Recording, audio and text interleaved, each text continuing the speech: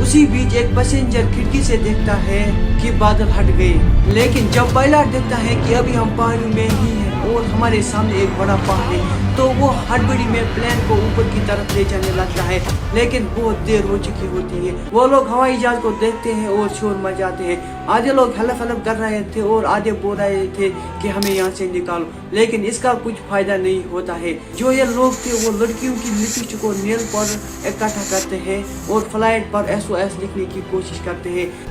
ये लोग डिसाइड करते हैं कि हम अपनी फैमिली मेंबर की डेड बॉडी खाएंगे।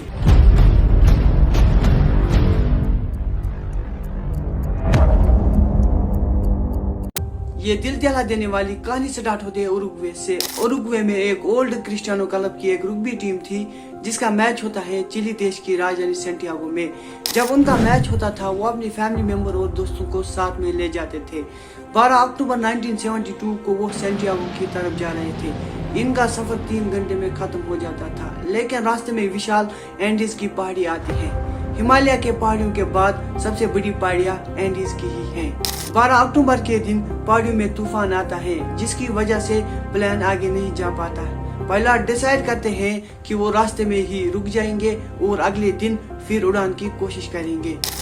वो प्लेन को अर्जेंटीना के मेंडोजा शहर में लैंड कराते हैं और अगले दिन 13 अक्टूबर को वो फिर से उड़ान भरते हैं 2:08 पर। पायलट ने देखा था कि मौसम बिल्कुल साफ हो गया, तो अगले 1 घंटे तक मौसम बिल्कुल सुहाना रहता है। 3:21 फ्लाइट सेंटियागो के करीब पहुंच रहा था, लेकिन प्लेन अभी भी पहाड़ियों में ही था। पायलट देखता है कि आगे बहुत सारे बादल हैं, चारों तरफ बादल ही बादल हैं। जो पायलट होता है उसे कुछ दिखाई नहीं देता। पायलट को लग रहा था कि वो सेंटियागो के करीब पहुंच गए, लेकिन फ्लाइट अभी भी पहाड़ियों में ही था। जो पायलट होता है वो फ्लाइट को नीचे की तरफ कर रहा था, तो एक भयानक टर्बुलेंस देखने को पड़ता है।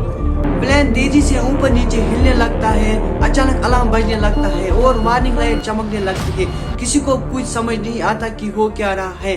पैसेंजर सीट्स पे कुछ रग्बी प्लेयर निडर होते हैं, वो मजाक बनाने लगते हैं इस टर्बुलेंस का।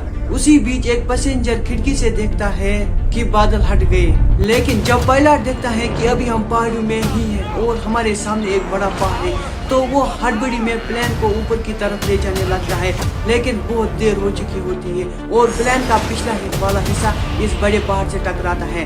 प्लेन का जो रेयर पोर्शन था वो अलग हो जाता है, पीछे की जो 2 सीटों की रो थी वो भी अलग हो जाता है और 3 पैसेंजर हवा में गायब हो जाते हैं। कुछ और सेकंड तक प्लेन ऊपर जाते रहता है और फिर अचानक से ये नीचे गिरने लगता है। कुछ ही सेकंड के बाद एक और क्लोजन प्लेन का लेफ्ट विंग भी टूट जाता है। कुछ और पैसेंजर प्लेन के बाहर उठकर नीचे गिर जाते हैं और अब प्लेन का फ्रंट ही साइड बचा था, जो सीधे जाकर एक ग्लेशियर में गिर जाता है और 350 किलोमीटर प्रति घंटे के स्पीड से इस ग्लेशियर पे स्लाइड करते रहता है और 700 मीटर नीचे आकर फाइनली एक लाख टकराव हो जाता है। I can assure you that being on that plane crash. An old transport plane crashed in the Andes Mountains. 45 persons were aboard, given up for dead. Their desperation for survival turned them into cannibals. By the morning, 5 people had died. You felt the cold by the pain in your bones. There were no plants, there were no animals. I mean, it truly felt like living on the moon. Nobody can survive there. It was completely up to them to save themselves. इस टकराव के बाद 2 passenger मारे जाते हैं और जो flight की सीटें थी वो बाहर आकर तहस नहस हो जाती हैं और फ्लाइट का जो कॉकपिट हिस्सा था वो भी पूरी तरह से तहस नहस हो चुका था। इनमें 2 मेडिकल स्टूडेंट रॉबर्टो केनिसा और गुस्तावो जर्बिन, ये दोनों काम पर लगते हैं कि जिंदा कौन बचा है और कैसे घायल लोगों की मदद की जाए। इनमें से एक 30 साल का फर्नांडो पराडो, जो स्केलर फ्रैक्चर की वजह से कोमा में जा चुका था। ये 2 लोग मरे हुए लोगों को बाहर निकालते हैं और जो जख्मी लोग थे इनके लिए फ्लाइट में अच्छी जगह बनाते हैं। जो पायलट था वो मर चुका था, लेकिन जो को पायलट था वो जिंदा था। वो इतने ज्यादा दर्द में था कि वो 1 घंटे ही सर्वाइव कर पाता है। ये रात इन सर्वाइवर के लिए बहुत मुश्किल रात थी। इतनी ठंड थी कि 5 लोग इसमें सर्वाइव नहीं कर पाए। अब 45 पैसेंजर में सिर्फ 28 पैसेंजर ही बच जाते हैं। जो लोग ज्यादा जख्मी नहीं हुए थे वो लोग फ्लाइट के जो बिखरे हुए पार्ट्स और सीट्स थी उनको इकट्ठा करते हैं और फ्लाइट के पिछले हिस्से को क्लोज कर देते हैं कि अंदर वो गर्म रह सके। अगले दिन 14 अक्टूबर 1972 चिली, अर्जेंटीना और उरुग्वे के देश से 11 अलग अलग हवाई जहाज सर्च ऑपरेशन में लग जाते हैं। जो उन्होंने एरिया चूज किया था वो सही एरिया था, उसी एरिया में प्लेन ने क्रैश किया था। वो लोग हवाई जहाज को देखते हैं और शोर मचाते हैं। आधे लोग हेल्प कर रहे थे और आधे बोल रहे थे कि हमें यहाँ से निकालो, लेकिन इसका कुछ फायदा नहीं होता है। यह सर्च एयरक्राफ्ट उन्हें नहीं देख पाता है क्योंकि ये फ्लाइट वाइट कलर का था और वहाँ पर स्नो भी बहुत ज्यादा थी। जो ये लोग थे वो लड़कियों की लिपस्टिक और नेल पाउडर इकट्ठा करते हैं और फ्लाइट पर SOS लिखने की कोशिश करते हैं, लेकिन जैसे ही ये एस लिखते हैं तो उनकी लिपस्टिक खत्म हो जाती है। फिर ये लोग सारे सूटकेस को इकट्ठा करते हैं और बाहर क्रॉस बनाते हैं सूटकेस का, जिससे उनको सर्च एयरक्राफ्ट जो ऊपर घूम रहे थे वो उनको ढूंढ पाए। लेकिन ये लोग जल्दी रियलाइज करते हैं कि वो हमें नहीं देख पाते हैं। उस दिन 1 नहीं 2 नहीं 3 एयरक्राफ्ट अपने ऊपर से उड़ते हुए देख पाते हैं। अगला दिन भी इसी कोशिश में गुजर जाता है। अगला दिन 15 अक्टूबर जो बचे हुए लोग होते हैं वो रियलाइज करते हैं कि हमारा खाना और पानी खत्म हो रहा है। एक पैसेंजर फीटो स्ट्रेच नाम से वो पानी निकालने का तरीका ढूंढ लेता है। वो मेटल का शीट इस्तेमाल करता है और नीचे वाइन की बोतल रखता है, जिससे बूंद बूंद पानी उस वाइन की बोतल में जा गिरता है। उससे अगले दिन क्रैश के 3 दिन बाद 16 अक्टूबर फर्नांडो पराटो जा उठता है अपने कोमा से। उन्हें दिखता है कि उनकी मां क्रैश में मारी जा चुकी है और उनकी 19 साल की बहन बहुत सेवरल इंजर्ड है। पराटो अपनी बहन को जिंदा रखने के लिए पूरी कोशिश करता है, उनके लिए खाना पानी लेकर आता है, लेकिन दिन प्रतिदिन जैसे दिन बीते गए क्रैश के 8 दिन बाद उनकी बहन भी गुजर जाती है। 21 अक्टूबर को सर्च एंड रेस्क्यू अपनी हाथ खड़ा कर देती है। उनको लगता है कि 8 दिन में कोई सर्वाइवर का कुछ अता पता नहीं मिला तो अब सर्च ऑपरेशन का कुछ फायदा नहीं कंटिन्यू रखने का।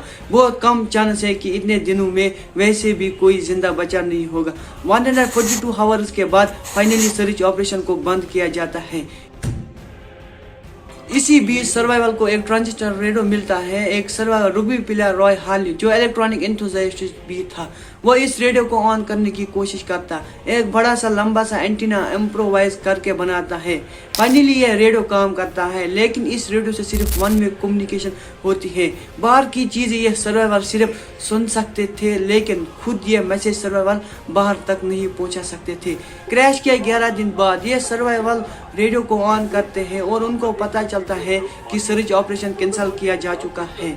यह लोग सुनकर टूट जाते हैं और आधे लोग रोने लगते हैं, लेकिन दूसरी परेशानी ये थी कि उनके पास अब खाना भी बहुत कम बचा हुआ था। 8 चॉकलेट बार्स थी, एक टिन था मसल्स का, 3 चॉकलेट जार्स थी जाम के, एक बादाम का डब्बा था, डेट्स थी, कैंडीज थी, ड्राई प्लम्स थे और वाइन के कुछ बोतल्स थी, लेकिन इनके लिए ये खाना बहुत ही कम था। ये लोग 28 थे और इन लोगों ने इसमें से बहुत सारा खाना खाया था। उन लोगों ने स्ट्रेटजी बनाई कि वो एक छोटा पीस चॉकलेट का और वाइन का एक घूंट पियेंगे। 11 दिन के बाद उनका राशन पूरी तरह से खत्म हो चुका था। आधे लोग ने जो सीट का लेदर होता है वो खाने लगते हैं, लेकिन वो बीमार ही पड़ गए। अब उनको जिंदा रहने के लिए वो करना होगा जो उन्होंने जिंदगी में कभी नहीं किया होगा। ये लोग डिसाइड करते हैं कि हम अपनी फैमिली मेंबर की डेड बॉडी खाएंगे। ये डिसाइड उनके लिए बहुत खतरनाक और रुला देने वाला डिसाइड था। ये आइडिया पहले कनीसा को आया, उसी ने पहले ट्राई किया। ये सब खाना कुछ लोगों ने खाने की कोशिश की, लेकिन वो हजम नहीं हुआ। उन्होंने उस वक्त मना कर दिया, लेकिन जब 2 दिन और गुजरे और कोई ऑप्शन नहीं देखा तो फाइनली उन्होंने भी इंसानों का मांस खाना स्टार्ट किया। क्रैश के 16 दिन बाद 29 अक्टूबर के रात एक बहुत बड़ा गरजती हुई आवाज सुनाई देती है। पता चलता है कि अचानक से एक अवलांच आ गया है। भारी बर्फ पहाड़ के ऊपर से इतनी तेजी से गिरता है कि इस प्लेन के टुकड़े में पूरी तरह से भर जाता है। 8 लोग गुम होकर सांस की कमी की वजह से दम तोड़ देते हैं। अब बच जाते हैं 19 पैसेंजर। ये बचे हुए 19 लोग भी बर्फ के अंदर एक छोटे से स्पेस में दबे हुए थे। पराडो एक मेटल का पोल इस्तेमाल करता है बर्फ के अंदर एक होल बनाने के लिए, जिसे कुछ वेंटिलेशन आ पाती है। 2 दिन तक मेहनत करने के बाद खोद कर ये एक टनल बनाते हैं इस बर्फ के अंदर से, और बड़ी मुश्किल से सरफेस पर बाहर निकल पाता है। बाहर निकलते ही उसे अचानक दिखता है कि बर्फ का तूफान आ रहा है। बेहतर होगा कि अंदर इस गुफा में रहिए। ये लोग 3 दिन तक बड़ी मुश्किल से इस क्रैम्प्ड स्पेस में रह पाते हैं। 3 दिन के बाद ये लोग देखते हैं कि बाहर तूफान हट गया है। ये लोग समझ चुके हैं कि हमें यहाँ कोई मदद नहीं आ पाई, हम भी बाकियों की तरह यहीं पर दम तोड़ देंगे। अब ये लोग डिसाइड करते हैं कि हम 3 लोगों को मदद के लिए भेजेंगे। वो 3 लोगों को मदद के लिए भेजते हैं। इन 3 लोगों को एक हफ्ते का खाना भी साथ दिया जाता है और मोटे कपड़े भी पहनाए जाते हैं। क्रैश के 33 दिनों के बाद 15 नवंबर को उन्हें मदद के लिए भेजा जाता है। चलते चलते शाम हो जाती है और उन्हें फ्लाइट का पिछला हिस्सा भी मिलता है। उन्हें इसमें कुछ खाना और एक 2-वे कम्युनिकेशन रेडियो मिलता है। आज की रात ये इस फ्लाइट के मलबे में गुजारते हैं। अगले दिन ये डिसाइड करते हैं कि हम इस रेडियो को ही चालू करने की कोशिश करेंगे। क्यों ना हम हवाई जहाज से बैटरी निकालने की कोशिश करें मेन बॉडी से और फिर से इस रेडियो को चालू करने की कोशिश करें। फिर हम बाहर अपनी SOS कॉल भेज सकते हैं। तेल के हिस्से ही में उन्हें 24 kg की बैटरी भी मिली, लेकिन ये बहुत भारी थी। इस बैटरी को क्रैश की साइड पर नहीं ले जाया जा सकता था, तो उन लोगों ने डिसाइड किया उसे यहीं से चालू करने की कोशिश करेंगे। वापस जाकर ये रॉय हार्ली की मदद लेते हैं, जिन्हें इलेक्ट्रॉनिक की कुछ जानकारी थी। ये कुछ दिन लगातार इस रेडियो को ऑन करने की कोशिश करते हैं, लेकिन अफसोस ये प्लान भी काम नहीं करता।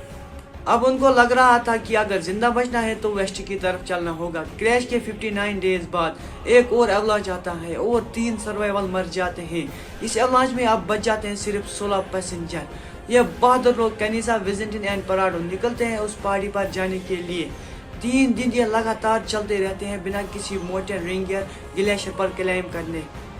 रात को -30 डिग्री सेल्सियस में चिपके सोते यह कदम से कदम बढ़ते गए और 4 दिन रियलाइज करते हैं कि हम गलत डायरेक्शन में चल रहे हैं। आगे तो रास्ता खत्म ही नहीं हो रहा है। ये अब पूरी तरह से टूट चुके थे। अब उनके पास 3 दिन का ही खाना बचा था। इसीलिए विजेंटिन डिसाइड करता है कि मैं क्रैश साइड पर वापस जाऊंगा और कैनिसा और पराडो आगे जाएंगे और कुछ खाना भी बच जाएगा। जो विजेंटिन होता है वो 1 घंटे में क्रैश साइड पर पहुंच जाता है। ये आप आइडिया लगा सकते हो कि ये पहाड़ कितना डाउन हिल था। इन दोनों को दूर से एक पहाड़ दिखाई देता है जिस पर बर्फ नहीं था। वो अब इस पहाड़ की ओर चल रहे थे। कई दिन तक वो दोनों चलते रहते और फाइनली ये एक वैली में पहुंच जाते हैं। एक ऐसी वैली जहां से नदी बहती हुई दिखाई देती है। ऐसी हालत में नदी तक पहुंचना एक बड़ी राहत की चीज थी।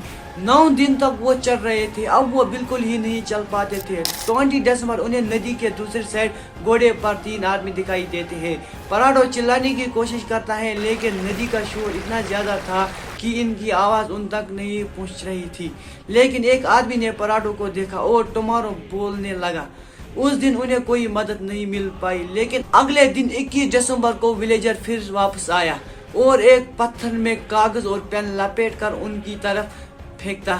पराडो ने पेन और कागज उठाकर जो भी उनके साथ हुआ वो इस कागज पर लिखा। लेकिन जब इस विलेजर ने इस कागज को पढ़ा तो ये बिल्कुल हैरान हुआ कि यह लोग कैसे जिंदा बच गए।